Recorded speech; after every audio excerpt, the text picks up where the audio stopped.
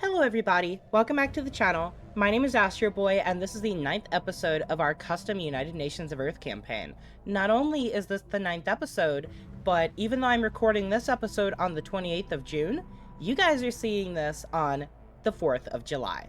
So for all of my Americans out there, happy Independence Day, and let's play some Stellaris. So I decided to go ahead and start on this screen because I wanted to show off my migration really quick. 6.2 thousand humans on Earth, followed by 1.2 thousand on Karabnar, and then 13 robots that are also coming from the Karabnaran, whatever they're called. Where are they at really quick? The Karabnaran Union. And then on Sirius Prime, 2.1 thousand humans, 1.4 thousand robots. Of course, they have full rights because they just got that when they came here, so why not? Alpha Centauri Prime, 544 humans and 13 robots. For some reason, nobody likes this planet, even when I'm doing luxuries distributed, but it is what it is. Mu Hercules B3, 113 humans and 24 robots, but we just got this planet last episode, so it's not going to have many people for some time to come. And Raxon Prime has 113 humans, 37 Karabnar. This is our only other planet that's getting organic migration, but 317 robots, which means that organics are not the leaders of this planet. It's actually freaking robots, which is nuts. We do have some unhappiness here as well, despite the medical center, but it's because we don't have enough people staffing it. We need more organics to get this medical center running. So that should should resolve itself over time. But let's go ahead and actually look through our buildings really quick. We're full up on Earth. On Sirius Prime, let's actually go ahead and build a energy grid and 2 voltaic production yards. We'll do a specialization for mineral extraction here. We also have rare earth crystals, or rare crystal extraction, but we don't have rare crystal mining technology, so we'll just take mineral extraction for now. And then over here we'll take agricultural focus. And we're low on minerals now, and since we have construction ships building up everywhere, I don't really want to mess with it right now. But speaking of which, a lot of our ships aren't doing anything. So let's go ahead and have you build mining stations here. And I will have you build research stations and mining stations here. The UNE Sojourner has stopped as well. We're going to survey this system. And then the UNE Zhanghe is the one that's actually doing our special projects. Let's see. There is a special project all the way over here. Now, this is Arc Space. I don't think they're going to care if we go into that space. And even if they do, is it really going to matter? So let's just go ahead and see if we can study this compact star. Go ahead and put ourselves in fastest because I have a computer that should be able to handle it. 57 Ti, humble brag. And we'll go ahead and resume the timer. Alvaman civilization encountered. We have detected the presence of a pre-FTL alien civilization on Lyceria 3 in the Lyceria system. They have entered the early steam age, and there is clear evidence that they are beginning to make use of both vehicles and early factories powered by steam engines. We should consider building an observation post above their world to study them more closely. Okay, so Lyceria, go ahead and pause, is over here.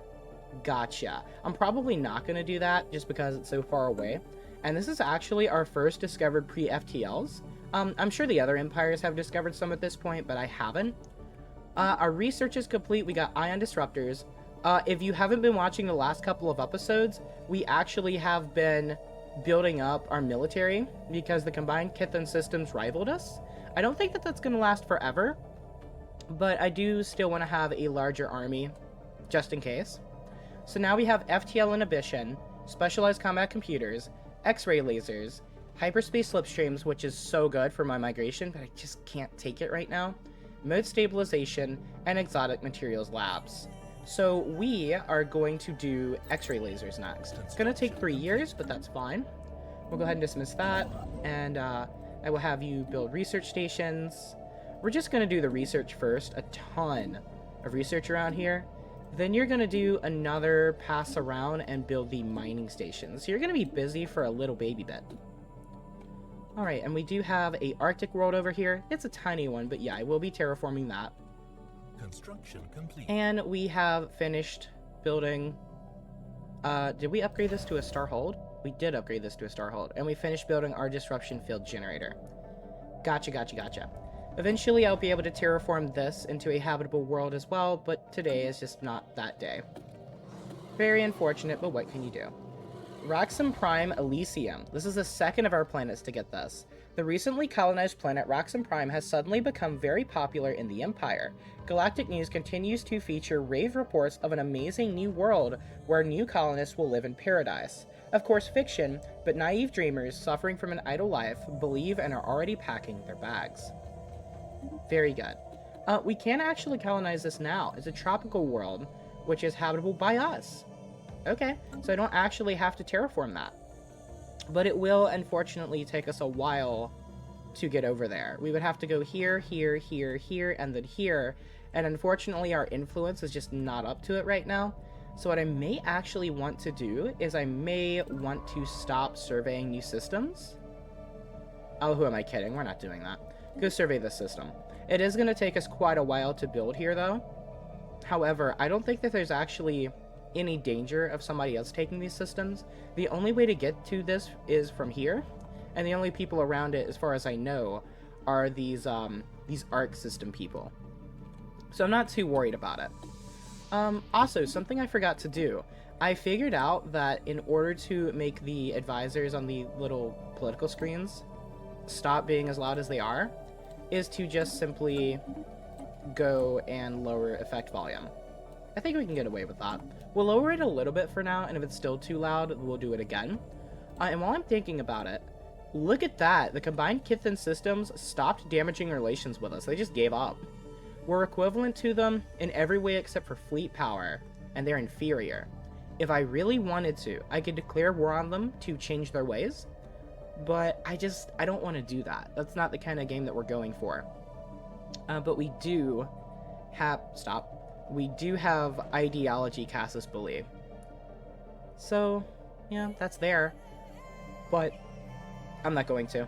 They should unrival us eventually, because we're at really good relations. And since they're not damaging relations anymore, it shouldn't take too long. Okay.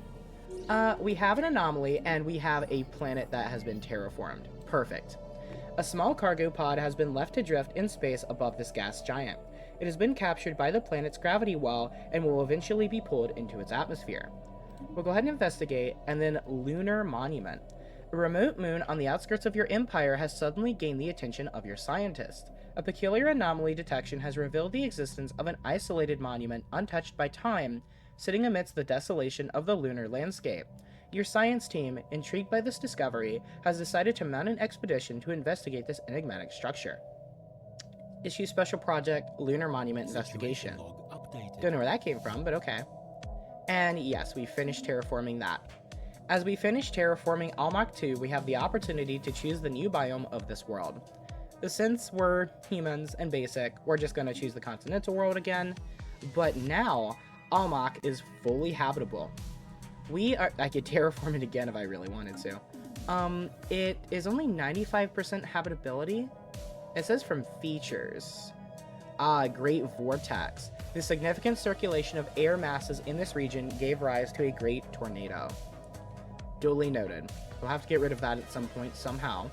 But yes, we are going to use humans to populate this. But we could, in theory, use the Sildor. But yeah, as you can see here, their Arc ships and habitats have habitability, but they have 0 habitability for everywhere else. So we, unfortunately, will never be getting any of their people. But that's okay. Let's go ahead and colonize this with humans. That will be Almach Prime, of course. And we'll dismiss these two.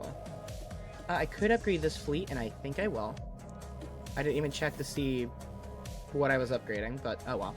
We've got the alloys for it. Profit Desire. The young colony on planet Muhacrylis B3 has become an attractive destination for smugglers and crooks of all stripes. That's unfortunate. More and more inhabitants of the new world are seeking to become mired in corruption and illegal trade in alien goods. Smuggler jobs plus 400. I don't actually know what that gives. Very interesting. Very interesting indeed. They still have that... Sorry. They still have that colony ship here. And I'm not entirely sure what it's there for. Also, that's super pretty. But it's just been sitting there since the last episode. Alright, first fleet's been upgraded, and yeah, our firepower is getting higher. Express mail. Once UNE Sojourner got close enough to scan the cargo pod, it was assumed that the sensors were malfunctioning. The pod is built out of the same exact alloy we ourselves use for spacebound structures. The likelihood that some alien beings would come up with this exact mixture is beyond unlikely, yet after calibrating the scanners, the same results appeared. Upon opening the pod, the only thing greeting us was a collection of documents detailing exactly where we should assign each of our scientists and what they should be asked to study. The instructions end on a fixed date, one that is scheduled to fall exactly 10 years from now. So we can say send the notes back to Earth, we get research speed, but we get minus Unity and upkeep for researchers. We're doing really good on Unity, so I think that would be okay. Or this has rattled us and ooh, we get influence. I'm taking the influence. I'm sorry. Well, I'm not sorry. I'm just taking the influence. It's only 5% research speed, and it has negatives with it. Caitlin Morgan has leveled up. So we have 2 expertises for her. Research speed into Voidcraft and chance for Voidcraft research options. Meh. Or industry. Research speed for industry and chance for industry research options. I will take that. And we have a new campaign. And now Caitlin Morgan is way ahead of everybody else. In the past elections, everybody was, or not everybody, but there was one person, I think it was actually her, that was only like 2 to 4 points in support behind her. But now Caitlin is just loved by everybody, and I love that. Also, something that I don't think I commented on earlier, I did comment on the fact we had a Whetstone Initiative faction, which is authoritarian, I believe. Yeah, imperialist. I think that that's actually coming from our migrants. I don't know how to check that. It only says pops, and it doesn't say what kind of pops, but I'm fairly certain that it is, it's coming from our migrants, which is fine, but I did want to point that out. Okay, we have Favored Society, so we get specialist output and resources from jobs, and I think now I will take, Evolving Society is really good. Expand the council. I still need to do that at some point. Infinite opportunities, no. Reorganize council, no. Colony development speed. Could be doing that, but I don't think we're going to be building enough colonies right now for it to really matter. And we come in peace. I think I will do expand the council. Let's finally get that out of the way and get a new counselor. Probably should have done that earlier, but it is what it is. Anomaly found. A small but recurring oscillation has been observed in the orbit path of Miwash 2b, suggesting it is regularly subjected to some large unknown gravitational force. Further study of the surrounding space is recommended. We'll go ahead and investigate that. It's only 129 days. Why not? And I still don't know if I want to keep surveying or not. It would take quite a while. And we're still terraforming Kochab. And where is our colony ship that I made? Has it not been built yet? It has not been built yet. It's gonna take quite a while for it to get here, I guess. We got a new toxic terraforming candidate. I think it said we have to get an ascension to be able to do that, which I don't know what comes with that ascension, so that's a maybe. And yes, Caitlin Morgan is president again. We have no term limits here. Psionic Theory is done. We get Empire Size from Pops -5 and Army Morale Damage Taken -10. This is meh, but the Empire Size from Pops is obviously good. And now we have Selective Defoilance, Galactic Archivism, Federation Code, Automated Curation Algorithms, Gene Tailoring, and Adaptive Bureaucracy. What is Gene Tailoring? Making gene editing tools widely available is sure to have a positive impact on our development as a species.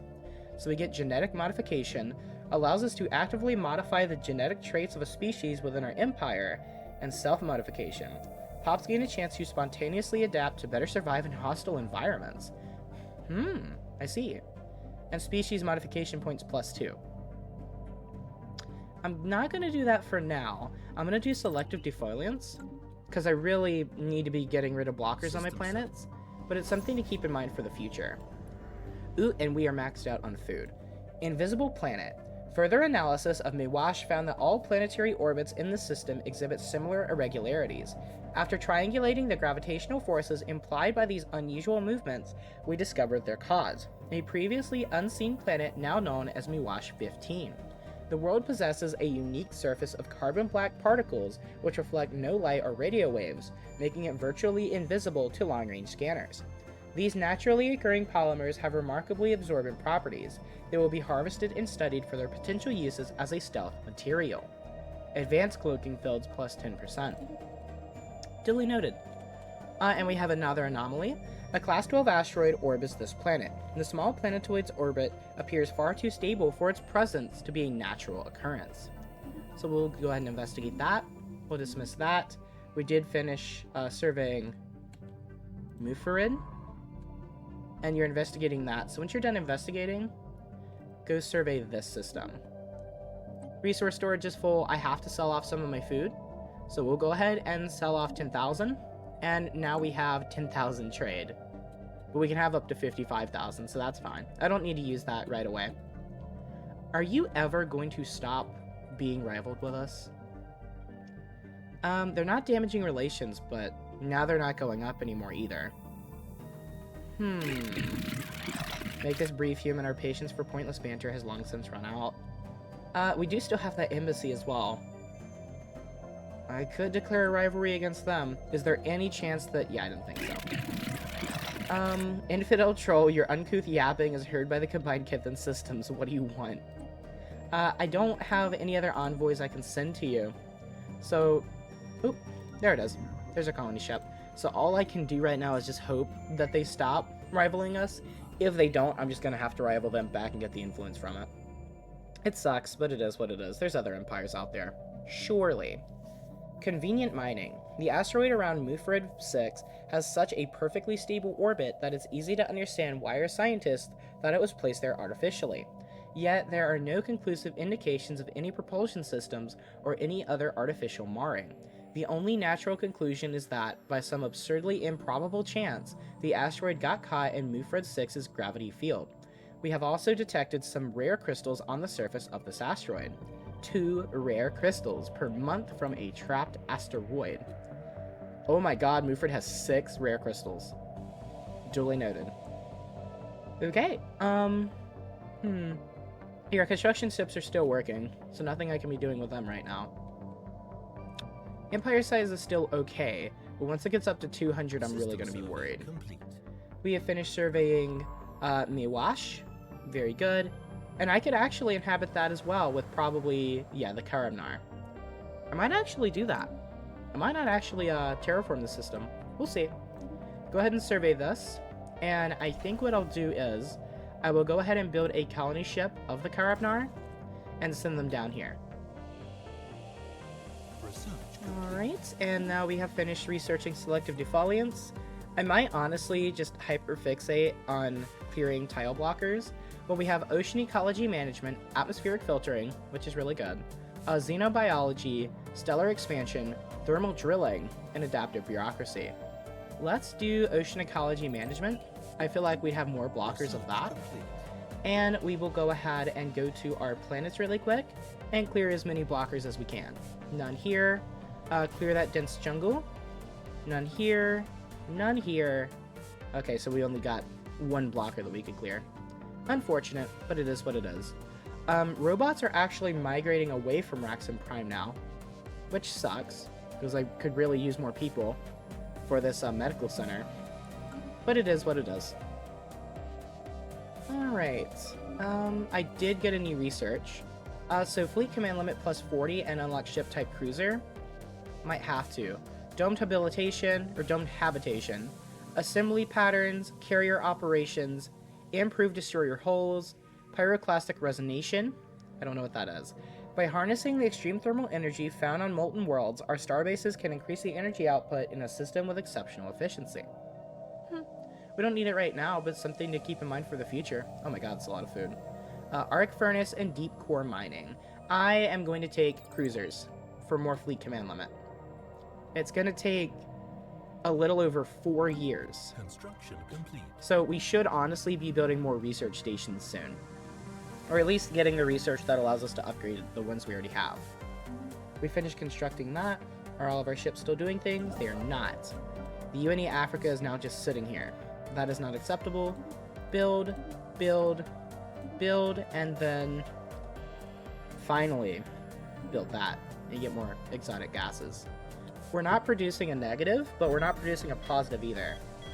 And Jin Kong, the first person of our empire, has finally passed away. Our great commander Jin Kong has passed away at the age of 83 while in service to our empire. The people clamor for a memorial service to honor this leader's contribution to the United Nations of Earth. A grand event will give everyone closure and bolster our ideals. So we can say a private procession will suffice, set up a foundation in her name, cost 200 energy credits, or a small commemoration will suffice. Let's say we'll set up a foundation in her name. A non-profit foundation has been established to honor the passing of the great commander Jin Kong. The foundation marks a step towards peace and interstellar harmony, bridging differences between communities and species. A legacy has been created.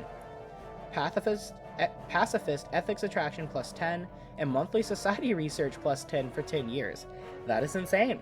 A legacy has indeed been created. Alright, but we need a new Minister of Defense. So we have, oh wow, we have external recruitable leaders. And they cost the same. How do we feel about putting them on our council? Maybe, but we'll see. Louisa Vincent, okay, she doesn't matter. Empire effects as counselor. Defense platform damage and defense platform hull points. This leader focuses on making orbital defenses into an impenetrable wall of death against potential invasion forces. Wanjuj, ship hull points but combat disengagement chance for military fleet. And then Kathu Namani, she's corrupt, but she wouldn't be a governor either way. Or he's corrupt, sorry. Careful. Oh, he's actually really good with fleets. It's going to be him. I am going to put him on the council, and then I am going to make him the leader of this first fleet. Because, oh yeah, he would be so good. Okay. Got a new anomaly, and a new research. We briefly detected some unusual energy readings emanating from this planet. It might have been a glitch in our systems, or it could be a sign of something more. We'll go ahead and investigate that, and technology researched, X-ray lasers. Alright, so we now have quantum computing, planetary power grid, improved deflectors, gravitic sensors, multi-dimensional analysis, and exotic materials labs, advanced cloaking fields, and specialized combat computers. I'm going to go ahead and take the advanced exotic material labs. We need to get that out of the way and start building up our research, because we're not falling behind, but it's now taking longer than it really should. We're missing rare crystals to upgrade these. Okay. Let's buy some rare crystals. Ooh, but would it cost monthly rare crystals to keep them kept up? Possibly. We really should hold off on that then. Okay, we'll hold off. For now, we'll go ahead and survey Trappist. Didn't I see another Trappist up here? No, Beetlejuice is what I saw. Okay. Research complete. Alright, a new research is completed. Ocean Ecology Management. And now we have off-world trading companies, Volcanic Terraforming. You know which one we're taking. No wonder we haven't been seeing it. It's a rare research. Soil remediation, ecological adaptation, gene tailoring, adaptive bureaucracy, and Federation code. Advances in material technology and deep shaft mining techniques allow geoengineering at previously unthinkable depths and temperatures. We can transform a volcanic world into a temperate planet. 17 months. Now, is this more expensive? I think it costs the same, right? Yes, it does. And why does making it to an ocean world take so long? That's a really good question. I guess because we're putting more water on it? Who cares? I don't. Okay. Tradition available. We are now taking our 4th tradition set. So we have adaptability. To adapt is to survive and surpass. So this gives us building and district, rare resource, strategic resource cost, and upkeep reduced by 15%. Habitability plus 10%. Maybe. Survival of the fittest. Meh. Adaptive ecology. Max districts and non-artificial planets. Decent. An immigration program. Ooh. Resettlement cost and automatic resettlement chance. Land that is not being worked contributes nothing to our empire. Workers should be encouraged to relocate where they are needed most. We're taking adaptability. I didn't even have to think about it after reading that. Microsingularity. A microsingularity recently intersected Nishira 6b, passing straight through the core and emerging on the other side of the planet. The encounter does not seem to have caused any permanent damage, but it has altered the energy output of the planetary core slightly in a way that defies our current scientific models. Further study may be warranted. Gives us 3 physics research, which is really nice because we're drowning in society research. I mean, drowning in it. Oh my god, there's a lot of exotic gases over here.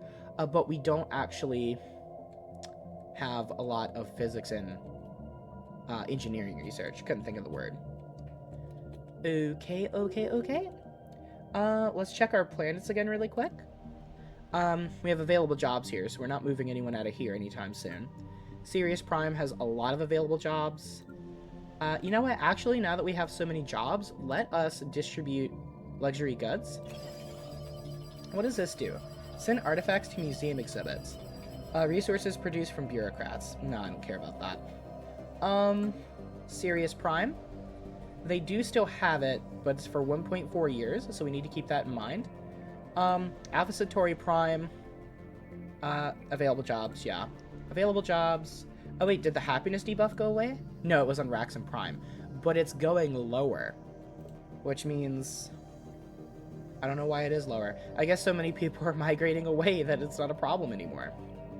That is a problem for the future, though, because that means less output. Big yike. But that's fine, I guess. This has, like, no jobs on it. It's a new planet, but I need to start building this up. So let's turn this into a research enclave. Go ahead and knock that out of the way. And then on Raxon Prime... Or no, we'll wait for Kochab, and then I'll put a research enclave there as well. Let's take a gander at our... where is it? Contacts. The relations aren't changing at all. If you're not going to remove your rivalry with me, then I'm just going to have to rival you back. I have no other choice. I don't want to do that, but you're just not giving me any option. We got the agenda Conquer Nature. I'll take a look at that when we have the time to choose our next thingy. We have discovered powerful concentrated energy in the form of an orb. Investigation is advised. We'll go ahead and investigate that. And yeah, we have planets to be conquering, for lack of better words, but we don't have a lot of influence. So yeah, what I'm gonna wait for is we're gonna gain as much influence as possible, and I'm just gonna head out and build as many star bases as I possibly can. Empire size is still 167. Oh, finally. We have made first contact with mysterious aliens in the Sol system. For now, we have codenamed them Zeta aliens, until we can find out more about them. If they possess a language, we must decipher it in order to establish communications. It's probably the Caravaneers or something, which blows. And yeah, I'm gonna have to use one of my diplomats for that. So if it starts going down, then I'm rivaling them. We have no other choice. Concentrated energy. The source of the unusual energy readings noted on Nishira 1 is confirmed to be a small blue orb. The scientists report that sensors picked up tachyons of reverse polarity. Symbols are carved into the ground around the object, perhaps placed there by an older civilization. It is unclear whether they are meant as an instruction or a warning. The full inscription is far from translated, but individual symbols seem related to measuring the time and the relative positions of celestial objects in the Nishira system. We can say study the orb or too dangerous, leave it. You know what? To boldly go. We'll study the orb, and hopefully not die. We also got our exotic materials labs. So, I have an idea. It's a bad idea, but it is an idea. We have automated colony ships, mode stabilization, interlink support systems, FTL inhibition, multi-dimensional studies for even better research complexes, advanced cloaking fields, and specialized combat computers. Yeah, we're just going straight into research. As for my bad idea, I think what we do is we go ahead and upgrade these now, and then I just set up a monthly buy for exotic gases. That is a stupid idea. Why can't I upgrade this? Oh, I need to have exotic gases on me. Oh. We can go ahead and buy some. There goes all of our trade. Boo womp. So we upgrade all of these, and then we upgrade them everywhere that we can. It might also be worth building some exotic gas refineries, like some more of them, but we'll cross that bridge when we come to it. The UNE Danube is no longer doing anything. That is unacceptable. Let's send you down here, build that mining station, and then, yeah, you're taking care of all of this. So, I guess I'll send you to join them once you have the chance. Alright, let's send this Karabnar colony ship down here, just so it's ready ahead of time. Time flows like a river. While working at the site on Nishira 1, Magdalena de Vargas brushed against the blue orb. She later described a vision of time stretching out like a river into the infinite future and past. In front of her, blue energy arced out of the time stream and was absorbed by her body. Although the incident was accurately measured by the other scientists to span less than a second, she experienced it for more than an hour. After the vision ended, Magdalena de Vargas was certain that time would no longer affect her. With an infinite lifetime ahead, she wants to use her endless time to explore the universe on her own. We're saying no. Stay at your post. So now we have an immortal scientist. And with that, that's going to be the end of this episode. Guys, thanks so much for coming out. I hope you guys enjoyed this episode, and if you did, please make sure to leave a like and a comment in the comment section down below, and consider subscribing if you're new. My name is Astro Boy. You guys are amazing. I'll see you in the next one.